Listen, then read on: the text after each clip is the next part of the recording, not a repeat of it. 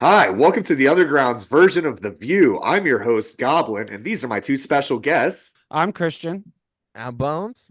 And today we're reviewing the newest movie from J.R. Bookwalter, Side Effects May Vary. Ooh, written by James L. Edwards and starring James L. Edwards, Drew Fortier, and a few other people that I recognize. How'd you get the screener, Goblin, since you're the one that was in the know? Elbow grease and lots of lube. So this was actually given to me from a good friend of a good friend. I enjoy James L. Edwards' work, and we hang out sometimes. And when he said, I'm coming out with a new movie, and J.R. Bookwalter is directing it, who has not directed anything since 2003, I was totally there, and I went to an opening premiere screening because they're touring it right now, and just met JR for the first time, and he was the sweetest fucking dude, and James is super cool. So I was like, hey, let's put this on the show. I like this shit. And so JR sent us a screener and was like, don't share it with anyone. And because we don't ever do that actually. So yeah, that's how I got the screener, and I don't know why I had to tell that story. Because it's cool. I mean, you had an inside view, and I mean, you're friends with the main actor and writer of the movie, which is So because of me, they had to sit through this, and I love it. But do they? Who knows? Find out next on Quality Violent Cinema's Violent Cinema Review. I had a really fun time with this one. I mean, it is a homage to a lot of 50s science fiction films and the Incredible Melting Man, but it was a really fun time. That's all I could really say. It was a super fun time. The characters were super quirky, and a lot of the dialogue was super quirky, and the effects I wasn't into, but then they got super good towards the ends of the movie. That's Yeah, so it Ron surprised me, George from Cleveland, Ohio, who did the special effects on this. So. Yeah, like the Okay. exploding effect of things was actually pretty good. And there's some other scenes that were like, well, okay. And then you're like, oh, there's a James Bale head. So basically, Side Effects May Vary is a film about a couple who is, one of them is anti-vaxxer and one of them is vaccinated, and just to appease his wife, he ends up getting the vaccination, but it's a secondary vaccination that just came out that said is 99% effective and perfect, but it is obviously not perfect because if you have a certain blood type, you'll fucking explode. If you don't explode, then you become this incredible melting man that does a bunch of crazy shit. That's the only way I know how to describe it. Has a couple things that I think really help the movie that aren't really central to the plot per se, like the main character that James L. Edwards plays, best friend, who is a PI that used to be a detective. Drew Fortier, he's another great actor who's been in Her Name Was Krista, Brimstone Incorporated, and he has his own movie, Dwellers, which I still have to see, but it sounds really cool. It's about them going hobo hunting in sewers and monsters, I guess. That sounds fucking awesome. Hobo hunting. Dude, I need to see that. So I really do love Drew and like everything he does. Like Dude. he just captures the fucking screen. I don't know what it is. Dude, he was probably my favorite character in this movie. He really was. That's good to know too. And I'm glad you shadowed that out and that you said that, because I really do want to see that, because Drew did an amazing job. Like the outrageously emotional scenes that he has to pull off in this movie for something so funny or stupid is amazing. All of his stuff is on Tubi if you want to see it. Dwellers is on there. Her Name Was Krista, Brimstone Incorporated. It's all there. Here's one thing I do want to say about this movie, just to get it off, get it out there. But it is a pandemic movie, but it's a non-political pandemic movie. Other than him like not wanting to take the vax, it doesn't lean too heavily on this side's right or this side's right. It's kind of just the side effects of what happens, but it doesn't pick political sides, in my opinion. That was the most interesting part of it to me too, because it did feel in the beginning like it was some like right leaning towards the vaccine type of ideology, and then it really did just use that for a plot point and to be relevant rather than be some sort of like propaganda film or some sort of like a political hit piece. Like it felt like it was going to do that, but it 100% doesn't. Yeah, it was basically just taking a step, or like giving just a small thing to just unleash the body horror. Yeah, Yeah. I think they had to Yeah. make way for humor. It's because they Yeah. went for like a serious approach, and if they did, then that's probably what they would have went for. Is they would have went with like serious and more political instead of like. Well, that's the refreshing thing too, is that it doesn't do anything political. It just uses it as a thing to set it in the time period, rather than like making jokes on either side of the spectrum, vaxxer, anti-vaxxer, which was really Yeah. refreshing. Like it was somebody Yeah. who And just wanted to make pure entertainment rather than some propaganda bullshit. Yeah, no, it definitely feels like that for sure. Like, yeah. And like it doesn't matter if you're vax or anti-vaxxer, everybody dies in this movie. It doesn't matter where you land. Fucking seriously, dude. Yeah. Like Oh, it dude, doesn't matter. You could be completely oblivious to what's going on and dude. you're still gonna fucking die in this Yeah, I movie. I didn't want to yeah, spoil it nurse too, saved him. because like there's one person in this movie that's anti-vax that almost makes it to the end, but he doesn't for the best way possible. Well, I love the acting and the special effects in this movie. The only part of this movie I really dislike is the dubbing. I thought the score and the majority of the audio was done amazingly. I love the score because of the throwback to the 50s and the science fiction films of that era that were heavily inspired this movie, as well as The Incredible Melting Man. But the dubbing of this is like, it's so bad. I mean, it would change shots and you could tell the microphone changed like at least the same vicinity between the actors. And so one sentence of dialogue would sound like it would And come there's from no like background two sounds feet that they away to added 3 feet away. You could do post background shot like sounds and stuff. Like they're in the restaurant, like hanging out outside. Like, yeah, you don't want to like record outside, obviously, because you want to isolate the audio.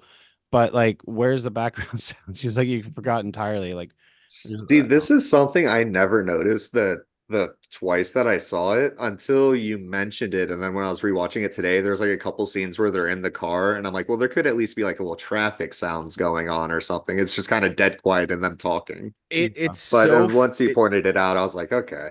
it it's just seems like so you could tell it's recorded in a studio later type thing. yeah. It's so funny though, because the car scenes were actually the only scenes I didn't give a fuck. Well, Like yeah, because those were the only scenes where I believed the audio. Actually. yeah, with this film, it seems that they did everything right, especially for a low budget, except for the audio. It just definitely takes you out of the situation. So I agree with Bones on that.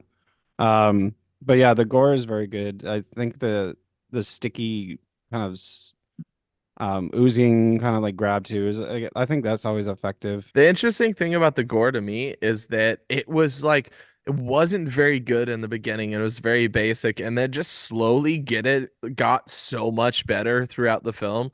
Like towards the climax of the film, the gore just kept getting better and better and Well, it better seems and like it better. matches the guy that the more fucked up he gets, the more fucked up the movie gets. Yeah, yeah. Really.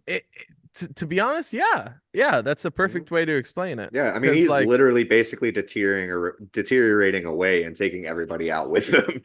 well, Yeah. it felt like the more fucked up the guy got, the more budget the movie had. Like when it first started, like with that sex scene, like it was so basic and it was so like and then it just kept getting better. It kept like every time this guy deteriorated, they got like a couple hundred more dollars. Yeah. And like by the end of it, I was blown away at the gore. Like I thought Dude, the I gore was fucking amazing. The perfect yeah, like I lady fucking creeps love me. towards the end when he's like walking through holding his own arm. Dude, yeah, when he's Just trying to kill the kids and his arm falls off, dude. That Yeah. was and he's just so walking through the good. woods and No, there's holding his definitely a own little arm like attention, like the dog running off and then the arm's still attached because he's leashed or whatever. And Yeah. yeah. like a lot of the humor Yeah, was no, there's a lot of great ones. The movie is enjoyable for the most part, the entire runtime, but the last like 15 to 20 minutes are fucking gold. Like I love it so much. All I don't want to spoil it. All I'm gonna say is gay cops, amazing. And then the fucking special effects and dude, the end shot before the end credit scenes where he's watching the news is so great. Those were the best special effects scenes I've seen in an indie film in a long time. Like Yeah. it is a great, fun fucking movie, dude. Like I really did love the shit out of it. And so here's something I do want to say about it because there's another recent 90s SOV director who's done modern things and tried to do it SOV style and just did not work at all. This with JR, grinding his teeth on 80s and 90s or late 80s, early 90s SOV, and like all of his shit was SOV until 2003 when he's like, all right, I'm done for a while. And now he comes back. There are a lot of shots in this that I could see in an SOV movie, but they're so well done. Oh It's yeah. way better than like this is how you could turn it into something really good instead of just trying to recreate the same thing you already did on a way lesser budget. Like there's a lot of growth here, but a lot of the shots still throw me back to like, oh, like polymorph and zombie cop and shit like that. So I really Yeah. love like it has a tinge of nostalgia in it as well. I think the nostalgia definitely kicked in towards the end, but like you said, like in the beginning of the movie, the shots were like blowing me away where I'm like, he knows what he's doing. This is obviously a seasoned director who could edit shit perfectly. Like these are the shots I need. This is the way that they need to be edited. And it was literally like a professional perfect film. And but the beginning, since it was a little slow, the audio took me out of it where I was literally thinking to myself, the shots are perfect and if just the audio was fixed. And then by the end of it, I was super happy with it. Like I'm really impressed with the shots because it is SOV to an extent, but it is shot on digital this time. So it's not like he's running out of tape. So it feels like he's got the craft honed down pretty fucking good. I just feel like there's some shots, like I'm not saying that they feel like SOV because of the quality, but just like the shot itself feels very SOV. Like the No, shit kind of yeah, yeah. shaky cam when he's walking, where it's like it's definitely like a friend's holding a camera Yeah, while their friends like walking, like little things like that that 100%. don't take me out of it, but kind of add like a little tinge of like member berries. Like it's really nice though. No, no, I 100% understand what you're saying, especially towards the end of the film, because it's not a bad standpoint that reminds me of SOV. It's like that was the best part of SOV. That's like what Sam Raimi took from Evil Dead. And it's like this is the shit you should be putting into Hollywood movies. Like that was the good shit, 100%. Like the shit he took from SOV was the good shit. That's I didn't want to get that misconstrued. So definitely as a whole, great comedy, great gore. We didn't get too much into the comedy, but it's there. It's fucking funny. There's so many good jokes. It just and they're kind of just like hit you out of nowhere, and it's Yeah, pretty funny. And that doesn't yeah, like hold on too long with it and stuff. It's just kind of yeah. not too slapsticky. The Um, the main thing is I didn't want to spoil a lot of the comedy because I think that's the perfect reason to watch the movie is a lot of the things that aren't blatantly shown are the reasons to watch it. They're super funny and super well written and also insanely well acted by the guy Goblin said several times, the PI guy, I can't think of his name. Oh, Drew. Yeah, Yeah, Drew. Drew's great.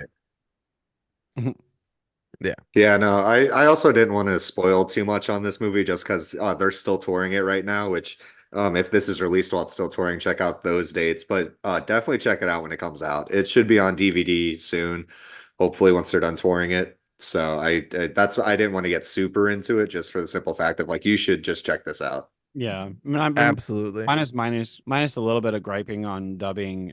This is just a lot of fun. And I'm Yeah. sure there's a drinking game to be had. Tis true, tis true. We'll see how it goes. If anyone, I'll create the drinking game that Anytime they say vaccination yeah. or vaccine, James and JR, please. I'll do the special features. Don't let him do that. He drinks like a goddamn fish. He'd be dead in the first 5 minutes. no, everyone else would Exactly. know. Everyone will be dead Yeah, besides everyone. Like me. He'd just be when fine. he says, no, I don't want to get the vax, chug a whole bottle of liquor. Like, bro, it's 2 minutes in. The credits just ended. Yeah, but I am glad Goblin that you're friends with these motherfuckers and that you got the screener because I had a very fun time and I'm glad I got to watch it. Hell yeah. I love supporting the Ohio people, which both, James L. and JR are Ohio boys. Oh, They hi. actually did make Oh, a zombie movie with Sam Raimi and Bruce Campbell in Akron. So that's cool. listen. Fuck yeah. Called The Dead Next Door. You should check that out as well. Wait, they made Dead Next Door? Yeah, I that was have JR. that. No That was shit. JR, yeah. Yeah, he made I it with have Dead Sam Next Raimi and Door, Bruce dude. Campbell. Yeah, I that was like his know. first one, yeah. No, I know. Yeah, dude, it Sam was Raimi literally and Bruce shot Campbell like was in it was that. shot 15 minutes from my house. No shit. Yeah, in Dude, Akron, I yeah. love the Dead Next Door. I've loved that since I was like fucking 8. Well, then you Dead should Next check out Door is all of great. JR's stuff. No, I looked Polymorph. I looked Yeah. at his filmography and I actually know quite a few of the stuff he did. And it's technically not JR, but it's his like production assistant, but Bloodletting. Definitely check out Bloodletting Oh because yeah, that's that was great. interesting. Yeah, Oh yeah. that's James L. Edwards and his first big starring role, or what he feels is officially his big starring first big one. But yeah, so thanks for joining us. Check out Side Effects May Vary, coming soon to a town near you, or in hopefully an online retailer. And for Quality Violent Cinema, I'm Goblin. And I'm Bones. And I'm Christian. Ah, damn it! I forgot to be funny. Fuck.